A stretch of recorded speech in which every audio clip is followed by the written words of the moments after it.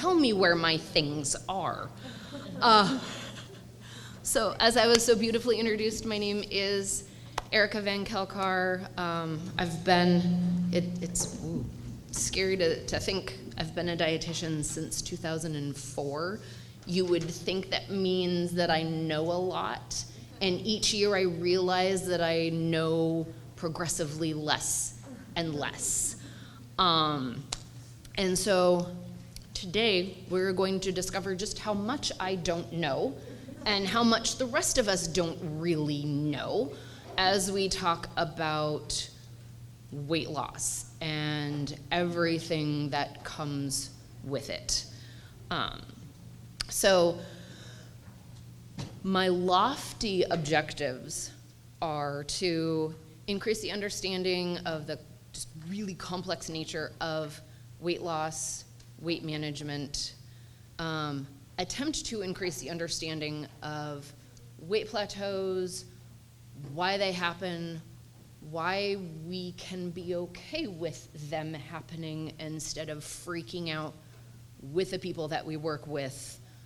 Oh my gosh, my weight hasn't changed, and it can be okay. And then provide strategies that can be used with the people that you work with to move through their weight loss journey. I know this is a diabetes conference, and most, if not all, of the presentations are diabetes focused. This is not, and okay. No, mics are scary. And I'm not sure, I know that diabetes does throw a unique wrench into the complex nature of this, and I did not get into that. So I do realize that there's a big chunk missing out of this. And as we go through this, we're going to find a whole lot of I don't knows, and we're going to find a whole lot of contradictions. And I think that just really kind of encompasses the complex nature of all of this, and the fact that we research practitioners have been dedicated to helping individuals with their weight for the better part of 50 years. And we still don't have all of the answers. We seem to get an answer and then come up with 15 more questions as the body goes, no, wait, we're gonna do this now, funny story. So again, as we go through this, there will be moments where you're like, but no, wait, you were just saying this and now you're saying this. Exactly. So I didn't want to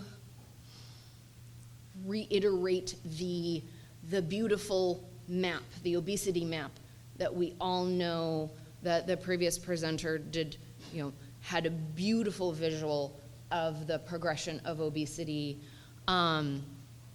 This is just a little bit different, not necessarily the US, but worldwide. There's a lot of words there. Basically, between 1980, 2019, obesity across the world has increased. And now there is no country with an obesity prevalence less than 2%. I think that's a little terrifying. This, again, is just a visual of that trend. So this isn't just a US problem, it's a worldwide problem now.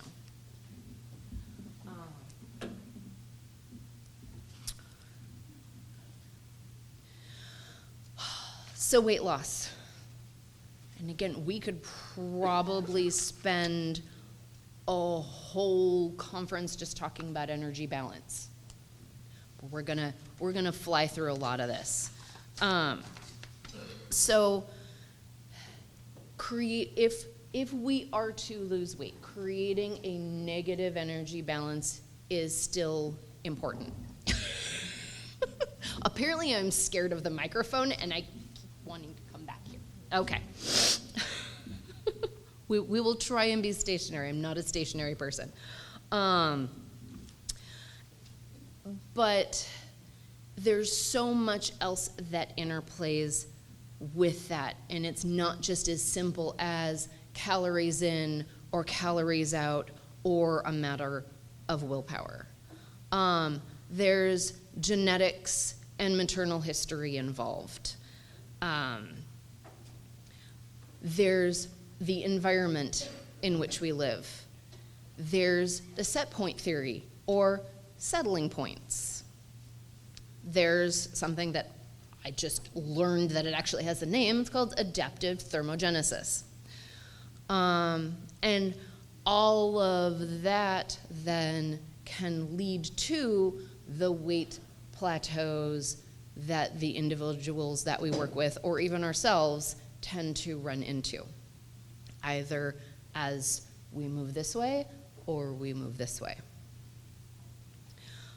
So what about genetics and maternal history?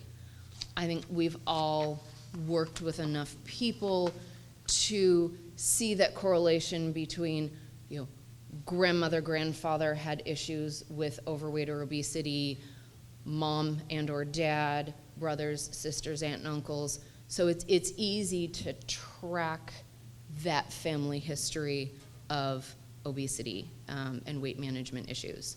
And historically, our bodies just do a really good job of taking care of itself. And, if we suddenly run out of food, the body's gonna make sure that we survive that famine.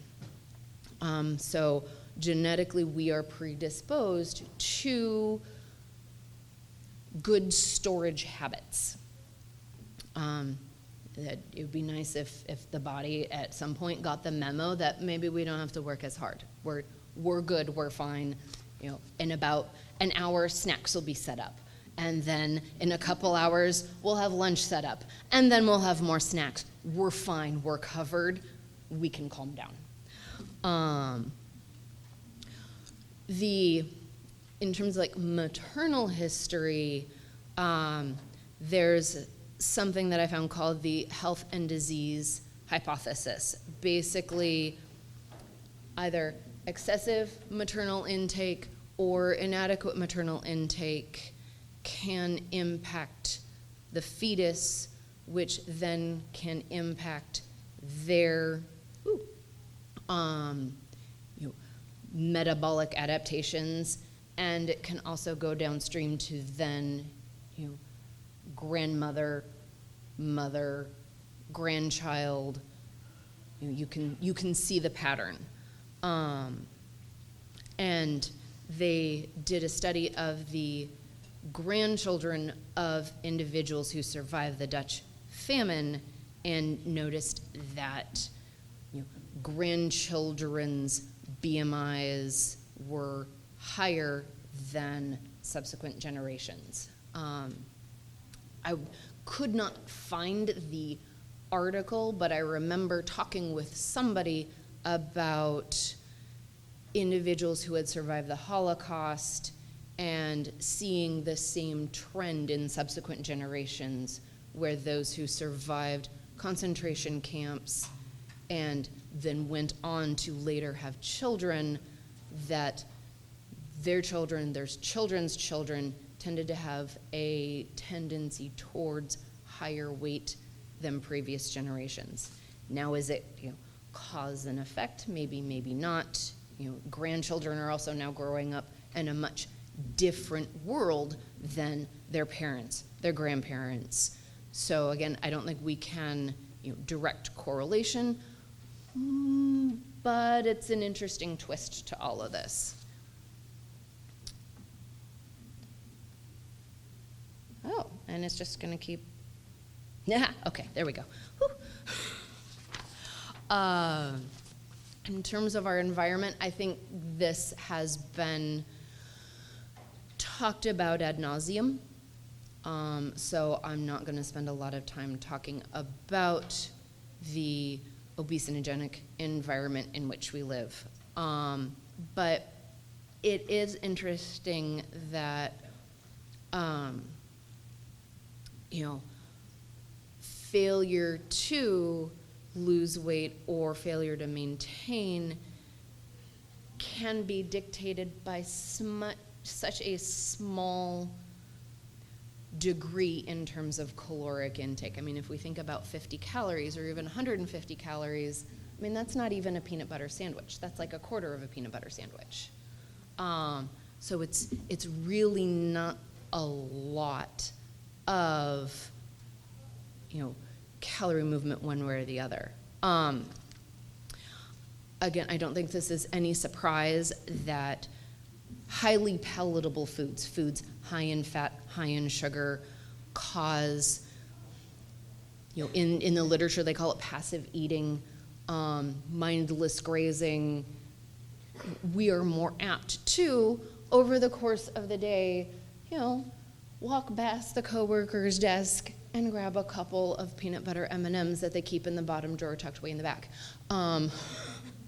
Or, the Oreos, or even, the, X, Y, or Z that happens to be stashed around the office or at home, kids' snacks. I mean, that's a highly palatable food if I ever saw one.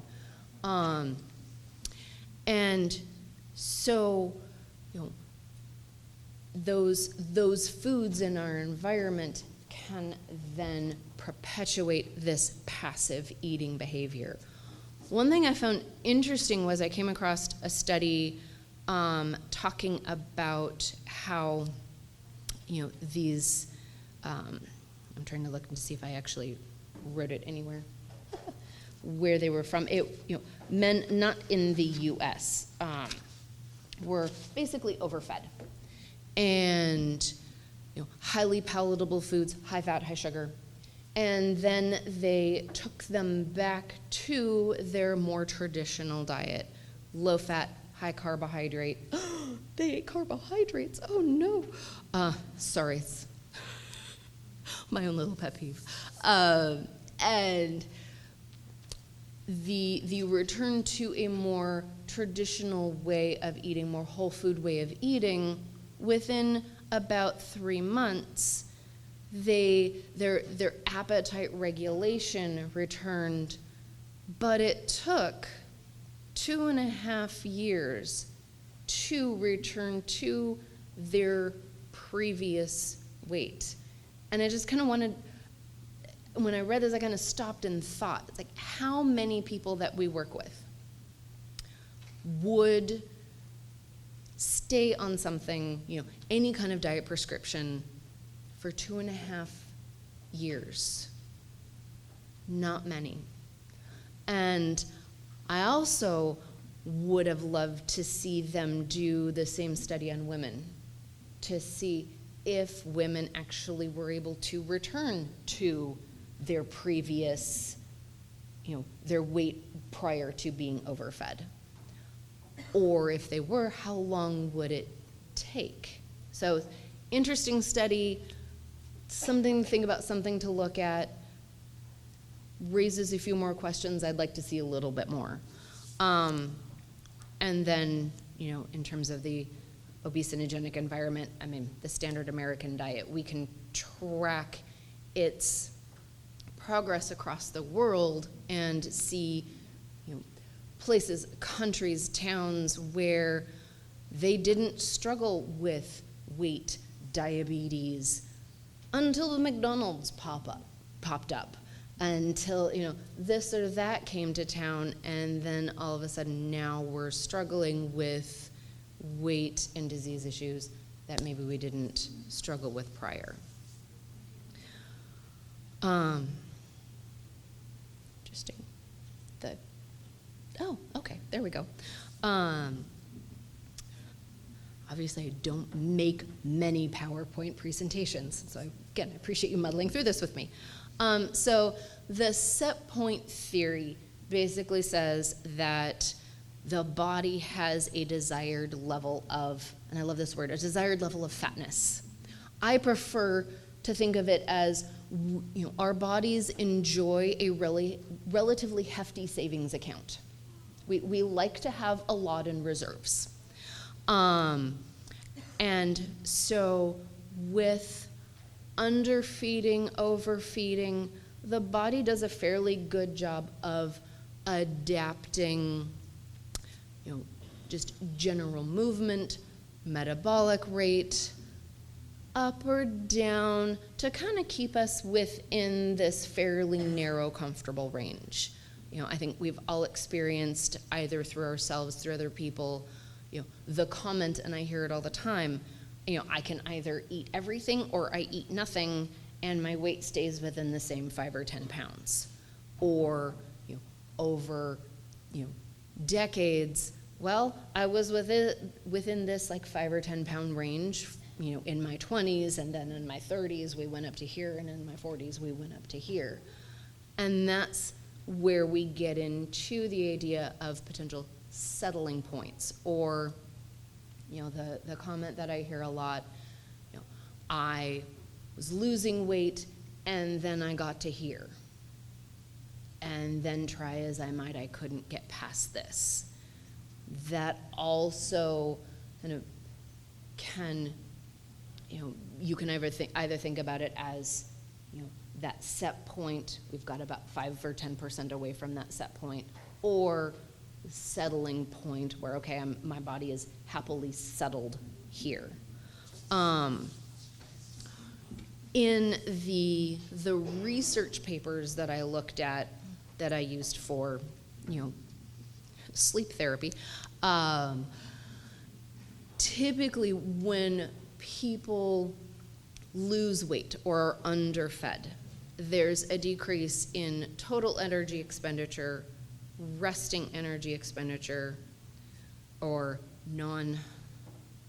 non-active or non-exercise movement. Is that right? Thermogenic effective food, and then physical activity. In overfeeding, there's an increase in all of those things except for physical activity. So there's definitely an internal shift happening somewhere. The unsettling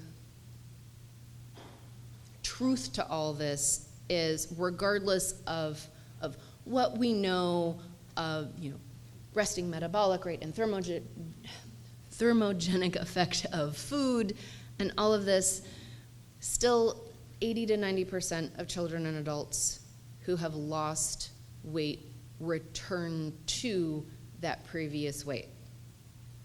And so one of the researchers that I read, had this beautiful term, obesity protects obesity.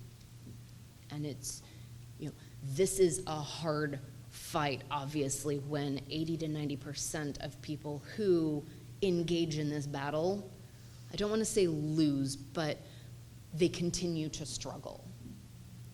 And that brings us to that intricate interplay of adaptive thermogenesis. That is so weird. There's a lot that goes into this, and again, we could spend an entire conference just talking about leptin alone, not even getting into all these other things. So again, I'm going to briefly talk about it, and mostly because I'm not an expert. A lot of this, I have a piece of paper on my clipboard that I take into patient rooms, because if I'm going to talk about this stuff, I get confused. What does leptin do again? What does ghrelin do again? Where are these two things housed? It still confuses me. So again, I'm not an expert. I'm not going to spend a whole lot of time on it. But generally speaking, leptin is derived from the fat cells and basically helps to defend the body against fat loss or loss of adipose tissue. It sends signals to the hypothalamus regarding changes, basically, hey, Houston, there's a problem. And then between the hypothalamus, the sympathetic nervous system, all of these other pathways, there's a regulation then of energy intake and energy expenditure. low leptin levels basically cue the body to eat more and move less. There is mention in several papers about the administration of exogenous leptin in people who are leptin deficient or who have lost weight, and so their leptin levels are low. It'd be interesting to pursue that further. I don't know if places or if that's still just like in research experiments, or if clinics are doing it. It'd be interesting to follow that along and see if maybe that ends up being a valid option along with like GLP-1s and other obesity medication. Because it seems to have some interesting application in terms of, hunger, this excessive hunger that comes with loss of weight is returned back to normal with the administration of leptin. This is actually the picture I have on my clipboard. And this, I've found other pictures that I actually couldn't load onto here that, for those who remember the Krebs cycle, it's about as baffling. And I don't know about the rest of you, but I still kind of go into the fetal position and have little PTSD moments about undergrad and thinking about fatty acid oxidation and ATP. It's just a lot. And these two pathways are very similar in their complexity. So this is about as simplistic as I was able to find. So, if nothing else, this visual really just helps to solidify that there's a lot going on when somebody is trying to lose weight. And again, it doesn't just come back to, just eat less. Well, that might not be might not be able to. There's so much more going on. So biggest one, at least in my mind, changes in energy expenditure. And again, this is where it gets a little muddled. It seems to be fairly consistent in the research that a 10% loss of body weight is associated with changes in metabolism at some point. And total energy expenditure seems to be kind of the end point of that change. So the amount of calories burnt over the course of a 24-hour period, there's a decrease there somewhere. And just to give you an example, if I have it written down, do I have it written down? Maybe not.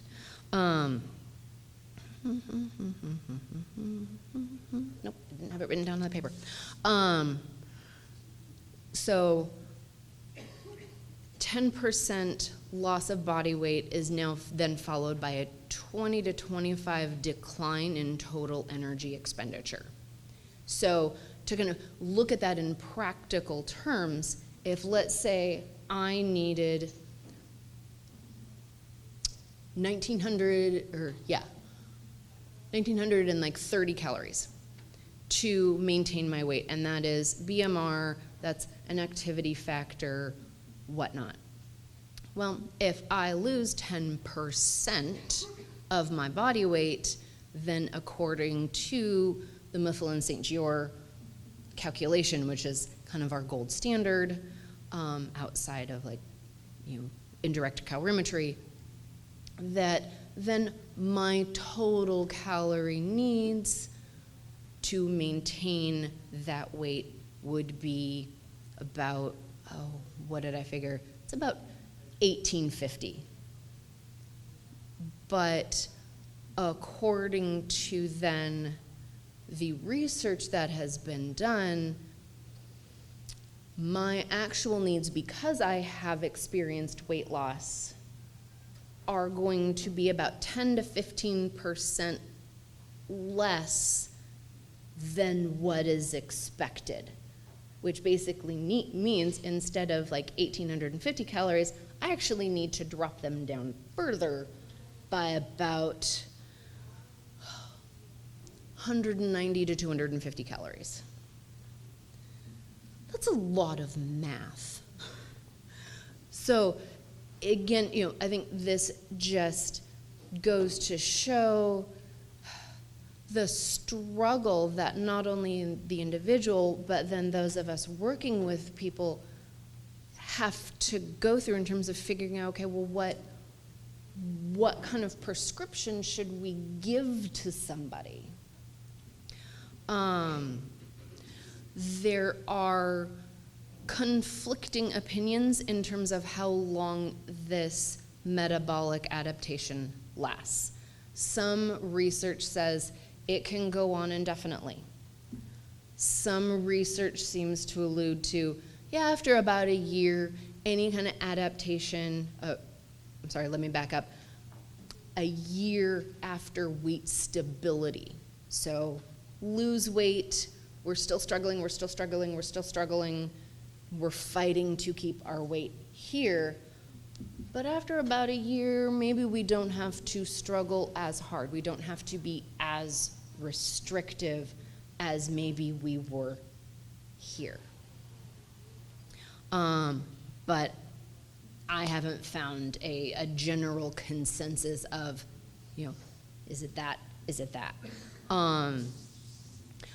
But of all of the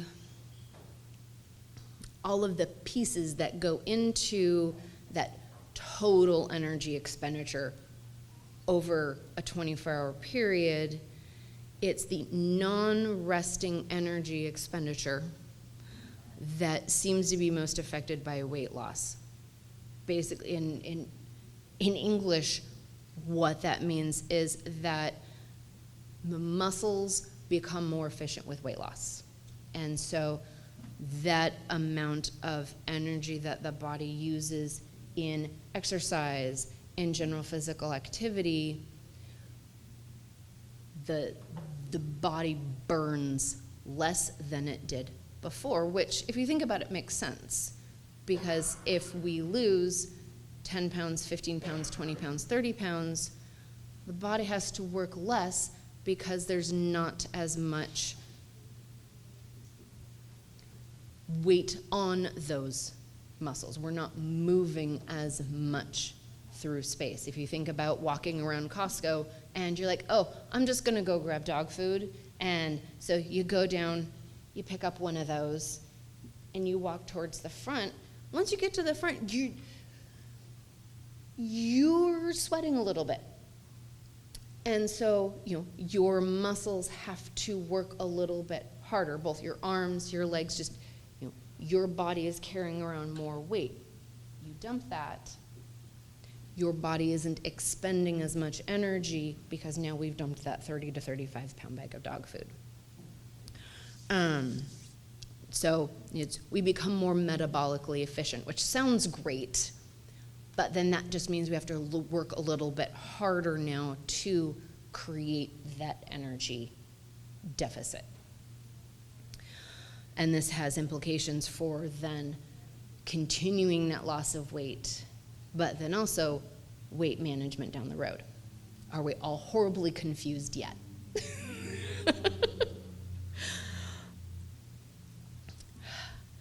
One more thing to roll in this little ball of wax. There's the two neuroendocrine pathways. I'm not even going to butcher their names. The autonomic nervous system, sympathetic nervous system, brown adipose tissue. Again, I'm not going to go into detail in any of those because they're not my area of expertise. But I wanted to include them here just to, again, to to highlight that it's not just calories in versus calories out, that it's not just willpower, it's not just. There's so much else going on internally that I don't think we really have a fantastic understanding of that plays into an individual attempting to lose weight.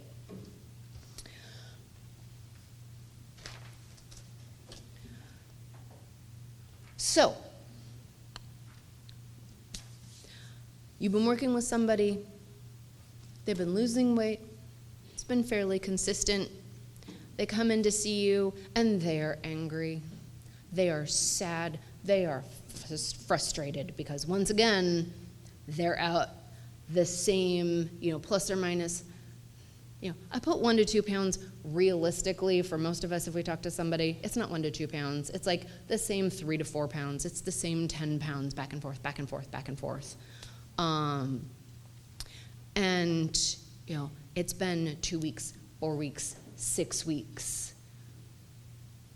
Well, congratulations. You've hit a plateau. Now what? And I think this is the dreaded conversation. I know it is for me. I can imagine it is for some of you as well, because they're looking to you for help, and there's all this other stuff that now you have to take into consideration, and now both of you are frustrated and terrified. It's like, oh God, what do we do now? So one thing that you can do is kind of take a step back and not only look at their weight loss history, both current but then previous, and then also take a look at their current expectations. And if you haven't had the discussion with the individual you're working with, maybe this is a good time to have it. I do with my bariatric patients all of the time. Weight loss isn't the beautiful slide that we want it to be. We want it to just, bam, bam, bam, bam, bam, bam, bam. Doesn't work that way. There's an initial, downward slide, and a lot of that is just loss of body fluid. And so you get this, and then we kind of go like this. And I call it the stair step. Because, and if you look at it, it's, we're going down, and then maybe nothing for a while, and then down, and nothing for a while. And so the second phase of weight loss is, this is where the hard work happens. This is where the body is begrudgingly accessing, words are hard, the adipose tissue stores. It is, and it still baffles me, it would be much, much happier to kind of cannibalize these beautiful lean muscle tissue stores than it would be to eat some of this, which we'd all be happy if it just, get with the program. So because of this stair-step fashion of weight loss, or if you want to think about it like a heartbeat, if you've got somebody who's weighing every day, you're going to run into plateaus. Plateaus are expected, and they seem to be a very necessary part of weight loss. I saw several different mentions of this is a period of time where the body kind of takes a pause for the cause and just can reassess. I like to tell the folks that I'm working with, just to kind of help calm their nerves, is this is the period of time where the body is kind of taking a step back and asking the question, are we dying? Are we okay? Can we move on? Do we need to, ramp up our self-preservation game a little bit? And just kind of reassess and ideally then move on. Like, okay, nope, we're good, we're fine, let's move on. And we'll talk in a little bit about how to, in a way, help the body to feel reassured that, no, we're good, we're fine, we can carry on, we're not gonna die, we don't have to ramp up our game. I kind of laughed when I read, it's like, oh, weight plateaus occur within the first year of weight loss. Oh no, it happens much sooner than that. Within the first few weeks, in our bariatric folks, typically that first, what they call a weight plateau or weight stall, happens within the first 3 to 6 months after surgery. So, it's not surprising to see it at some point, typically sooner rather than later. I think there's a gender difference. Women tend to find these things sooner because we find all the lost things, right? Men seem to hit it a little bit later. This I found interesting and very validating, that a plateau can last anywhere from, I've seen as little as, 2 to 3 weeks, but up to 12 weeks.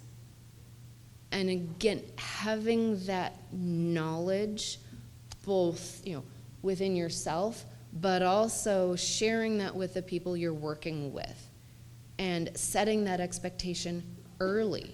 So this might happen. This is okay. I think can be helpful as they're trying to navigate through this. And I think this is where a lot of that yo-yo dieting comes in, because we're working hard.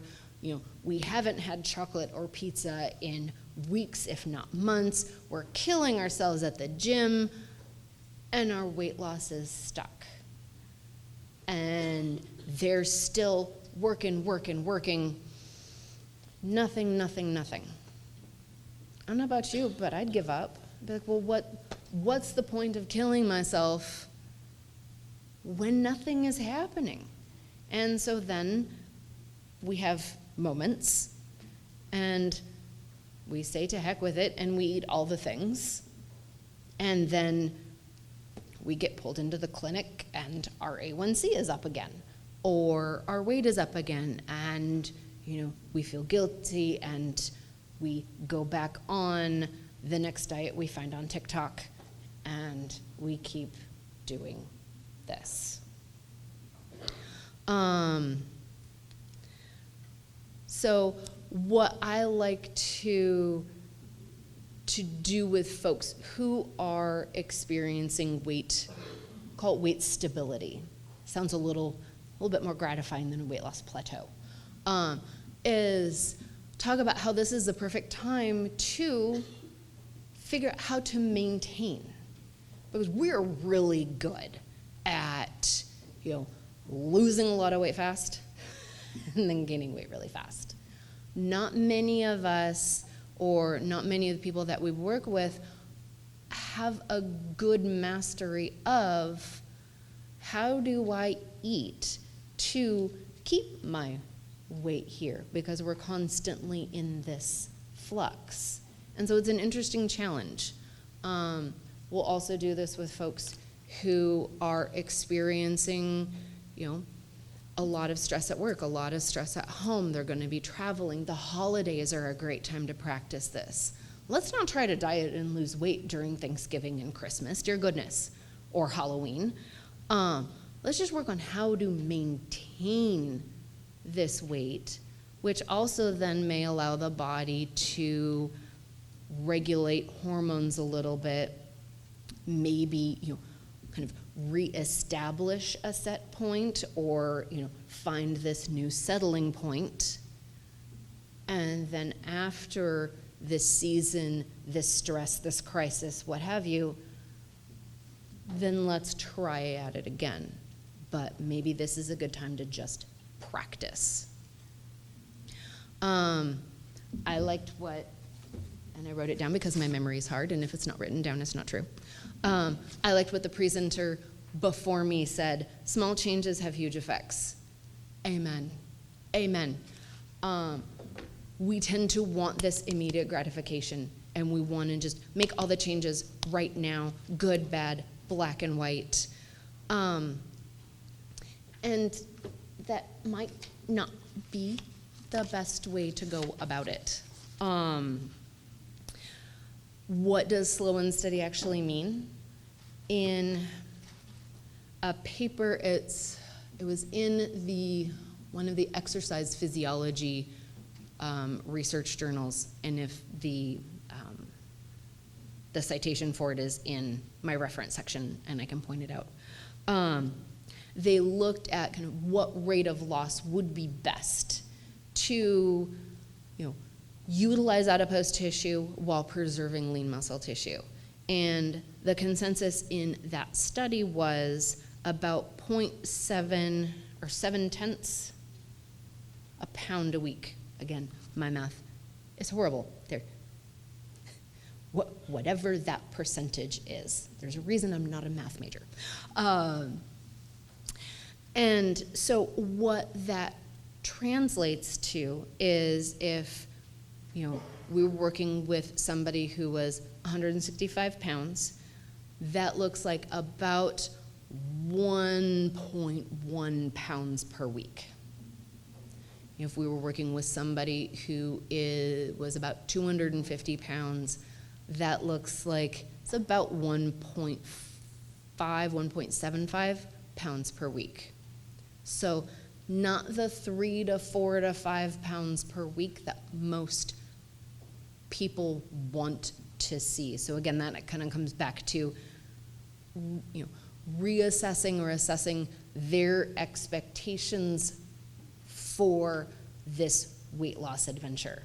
Because if they're like, I'm gonna lose 500 pounds, or not 500 pounds, sorry, like, 15, 20 pounds by Christmas,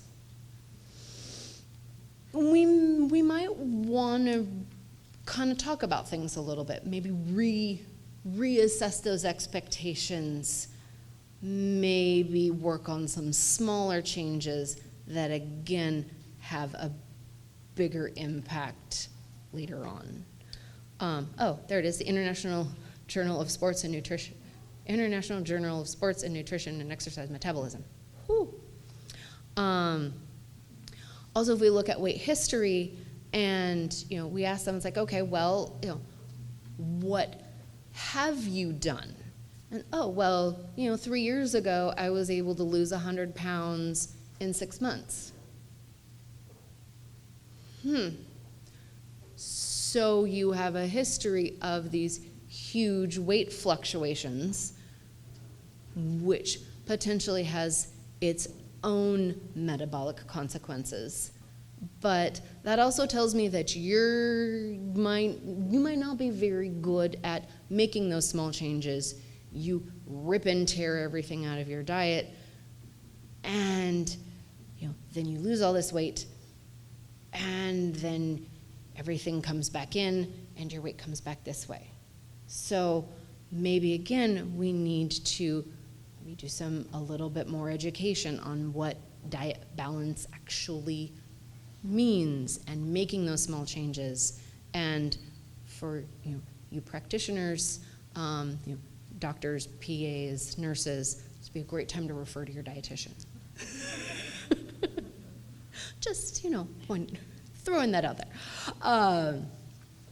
So this is the first line. If a drop in total energy expenditure is larger than expected, an individual may stop losing weight due to inadequate energy intake. That's a whole lot of words for looking at their diet a little bit more closely. I don't know how many times I've met with somebody who's 180, 190, 200, 250, 300 pounds, and they're trying to lose weight, but they come in eating 1,000 calories, 900 calories, 1,200 calories. maybe also going to the gym, and they can't move their weight. Well, I can imagine if, they've already lost some weight, the body is adapting, they can't do any more. They can't create any more of a deficit. They can't eat less. They can't move more. So kind of taking a look at that, and maybe we need to add calories back in. Tracking is a great way to help you and them figure out what exactly is going on. Are they eating out of hunger? Are they eating 3 times a day? Are they eating once a day? Are they eating 10 times a day? Are they having planned, structured meals? Are they eating more passively? Are they eating the 1,200 calories that they thought they were eating? Are they eating 2,500 calories? Are they only eating 600 calories? Which is somebody I ran into a few weeks ago. She's like, oh no, I'm eating 1,200 calories, and no, she was eating about 6. We can't create any more of a deficit than that. So, kind of holding it out and saying, okay, this obviously isn't working. What do we need to do? And then really work with the person to individualize their diet prescription. And this is where, I'll have somebody track, get their baseline, make small changes. Maybe they increase their total calories, maybe they decrease their total calories. Maybe they need to increase their protein a little bit. One thing too to keep in mind, if you are making increases to somebody's diet or adding things back in, low carb is still very trendy. Drives me crazy, but here we are. And glycogen is, and I always get the verbiage muddled, but basically, 1 molecule of glycogen is then bonded to about 3 to 4, it's like 1 gram of glycogen, there we go, is bonded to about 3 to 4 grams of fluid, or 3 to 4 molecules of fluid, however it works best visually for you. Visually, I like molecules better because I can see them.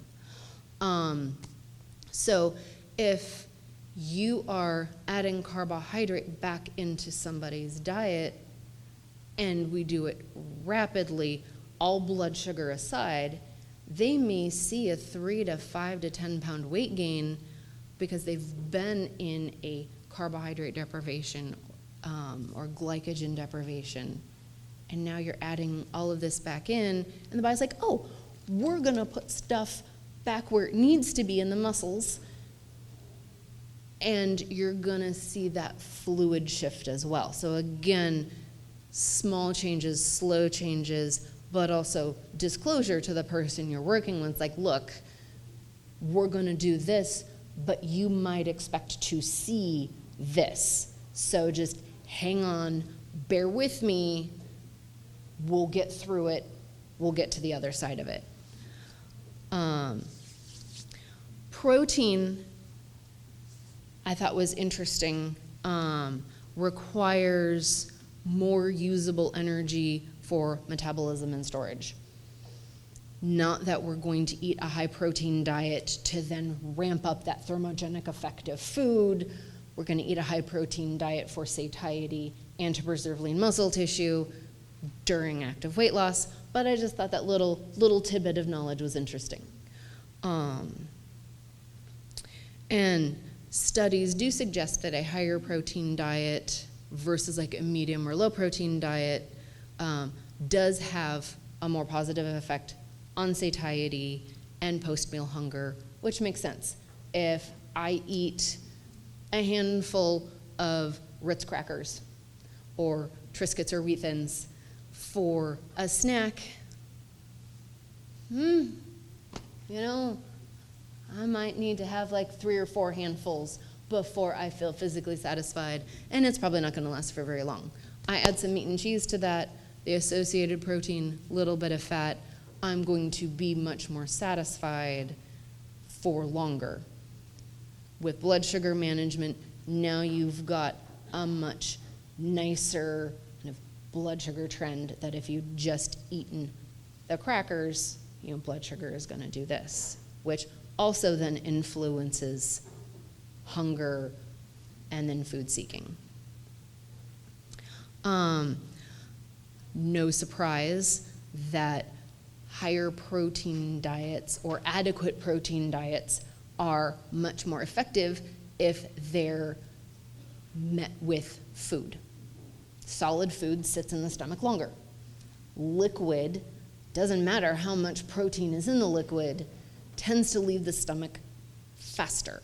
So you're not going to get that level of satiety and prolonged satisfaction you would with an actual food meal. An 11-ounce Premier protein, 30 grams of protein. I drink that and, it's kind of like eating Chinese food. I'm hungry in about 5 minutes. If I eat, the equivalent in actual food, which, let's say about 3 eggs, I'm going to feel much different in that moment and for a few hours after that. Studies show that a higher protein diet, and we'll actually talk about what that actually means here in a second, showed greater loss and reduction in waist circumference, lower A1C, lower blood pressure, and then greater sustained weight loss. So how much protein are we talking about? About 25 to 35% total energy intake is one calculation that I saw. I know I had to.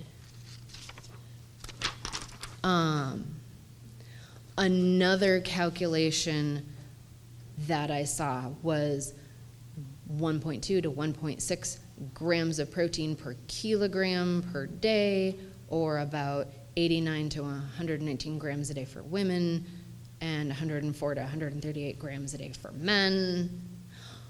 Or another one is 25 to 30 grams of protein per meal, or 1 to 1.5 grams per kilo of adjusted body weight if we're dealing with somebody who's overweight or obese above a BMI of 25, or 0.8 to 1.2 grams per kilo of actual body weight per day.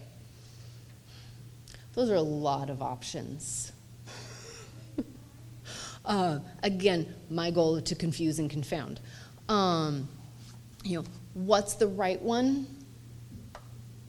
I don't know. I don't think there is an answer. With a lot of this, it's having the knowledge and then adjusting the recommendation based on the person in front of you. I like to actually do several calculations, either with the person in the room or before I see them, and then take a look at what they're actually doing. So let's say that I have somebody who's only getting in 30 grams of protein. Well, yeah, the calculation I'm using might say 89, 90 grams of protein, but they're only getting in 30. Maybe my first recommendation for them is to just get 40 grams or 50 grams of protein. Not try to hit, that, even like the low end of a recommendation. Well, let's just get them to do a little bit more, make those small changes. In terms of physical activity and exercise, so again, we're kind of walking through these changes that we might make to help somebody move through that plateau. So we've talked about, setting or resetting expectations, providing them education on what exactly, why this plateau is happening and the benefit of that plateau. We talked about tracking, getting an actual representation of what they're eating, helping them to be a little bit more mindful, maybe adding in protein if their protein intake just isn't adequate. I'm gonna have to talk fast. Then knowing that the amount of energy that the muscles exert isn't as much at the weight here that it was here, well, maybe we need to do a little bit more with physical activity and exercise. And I think at its base is just do more today than you did yesterday. That might take an extra, 100 steps. Or maybe you, instead of, exercising at the gym for 5 minutes, maybe you do 10. Or maybe you're not exercising, but you want to start exercising. Netflix and Amazon have great 10, 15-minute workouts that you can do at home. If you're exercising, but you've been doing the same thing that you've always done, well, maybe, mix it up a little bit. Maybe add a weighted backpack, or a weighted vest, or push yourself a little bit harder. You've always benched 10, the machines at the gym, maybe you've always done 10 pounds. Well, maybe make yourself a little uncomfortable physically. So change it up a little bit. I found it interesting. I came across a study. It's like, well, maybe exercising in the morning has a greater impact than in the afternoon.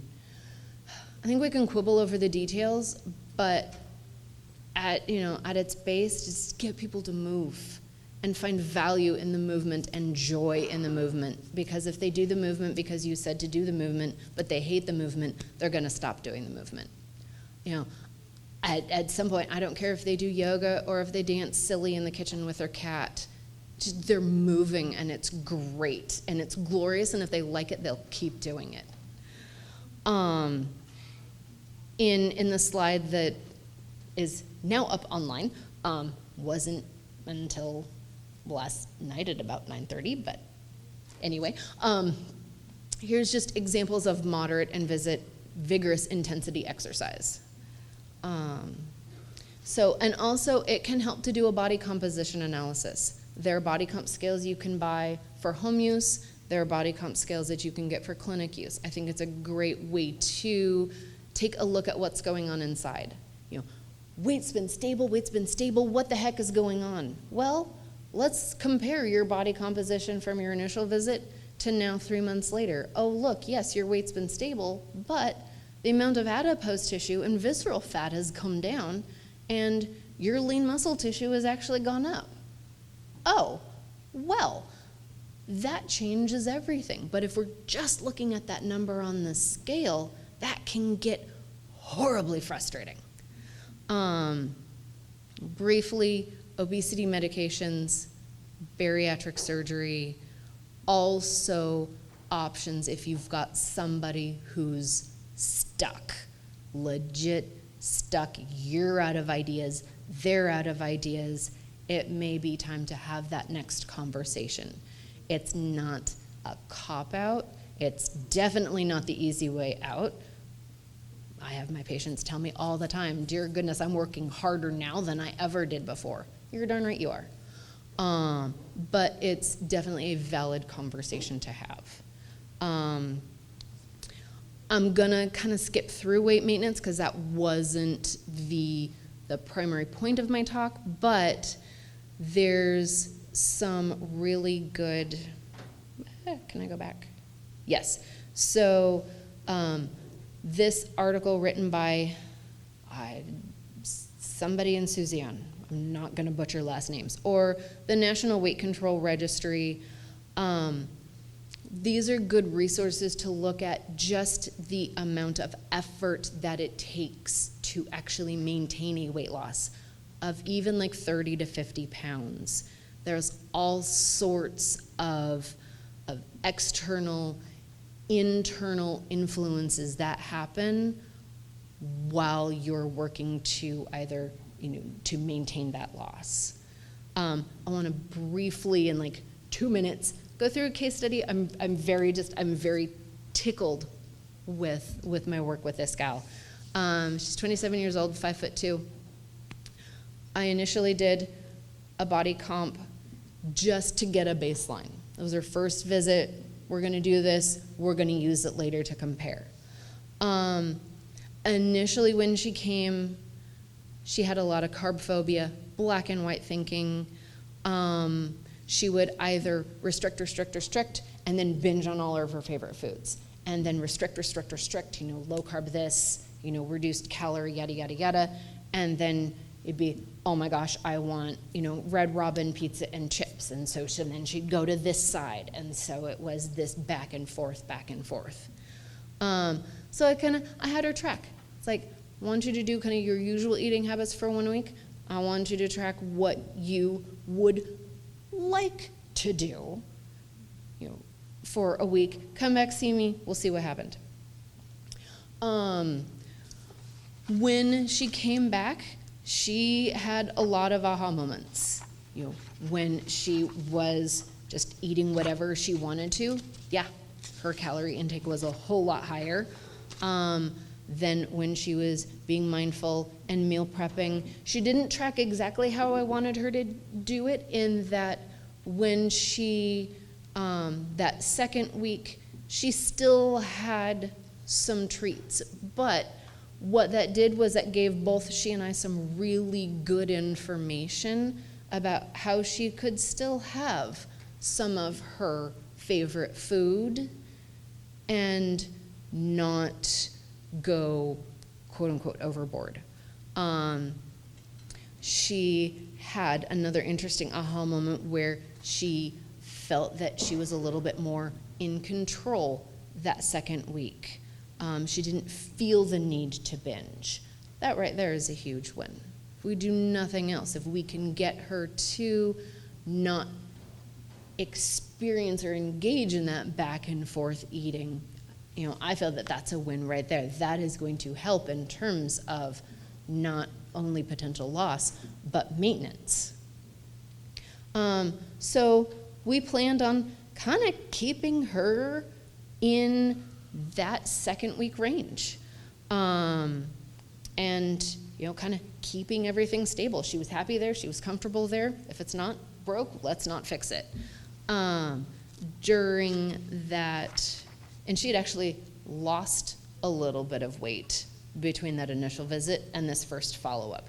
Second follow-up, she was doing, she was doing okay. She was doing a little bit better, but she did notice, and again, this is kind of where tracking comes in, she was having her own aha moments. It's like, oh, I'm doing this during the week, but then on the weekends, things are still a little bit off because she's having, she called them cheat days. I think, we've probably all heard, people we work with mention, oh, I'm having a cheat day. I struggle with that word because it denotes you're doing something wrong. If you're doing something wrong, you feel guilty. When you feel guilty, you tend to behave a certain way. Where if you're just having a planned indulgence, that's something else. So that's what we decided. We were going to have those planned indulgences on the weekend. At her, that'd be what, her third follow-up, her weight was stable. So we could, this is about 6 weeks in, we could call this her first stall. But her total weight loss was about 5 pounds, and we did a new body comp. She had lost 4.1 pounds of body fat with no change in her lean muscle tissue. It's, the weight loss isn't mind-blowing. Most of the people that I work with wouldn't get really excited about that. It's like, oh, it's 5 pounds. I do that after a high-fiber dinner the next morning and a cup of coffee. This is. But when we looked internally, it's like, oh, I've lost body fat. We took a look at the changes she had made in her eating habits, in her relationship with food. Huge changes. So we planned to not change anything, because in my mind, it wasn't broke. The next follow-up, her weight was actually up a little bit. All right, 5-minute warning, here we go. Basically, long story short, her weight was up a little bit, so we just talked about moving more and focusing on protein. When she came to see me last week, her weight was down 4.4 pounds. So in 15 weeks, she had now lost a total of 7.7 pounds, which translates on average to about a half pound a week. That's not a bad average weight loss if we're looking for long-term stability to minimize the amount of metabolic adaptation that she has to struggle with. She actually made several good changes to her diet on her own. She reduced the amount of a high sugar drink. She willingly agreed to go to the gym a couple of extra days a week with coworkers. She decided on her own that maybe having 2 indulgent foods a day was not the best choice. So she has now either this or this. She's learning to recognize satiety, and for the first time that she can remember, she's stopped eating French fries at Red Robin before the basket's done. She actually pushed it away and said, no, thank you. I wish you guys could have seen the look on her face. It was sheer joy in that she could still have the French fries. They weren't a forbidden food, but she didn't have to eat all of them.